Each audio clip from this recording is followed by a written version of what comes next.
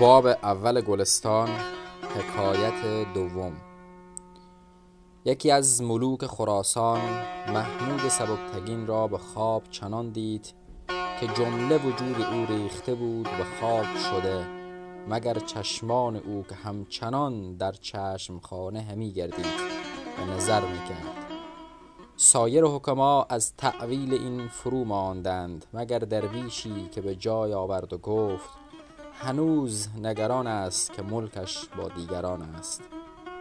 بس نامور به زیر زمین دفن کرده اند که از هستیش به روی زمین بر نشان نماند. وان پیر لاشه را که سپردند زیر گل، خاکش چنان بخورد کز او استخوان نماند. زنده است نام فرخ نوشیروان به خیر، گرچه بسی گذشت که نوشیروان نماند.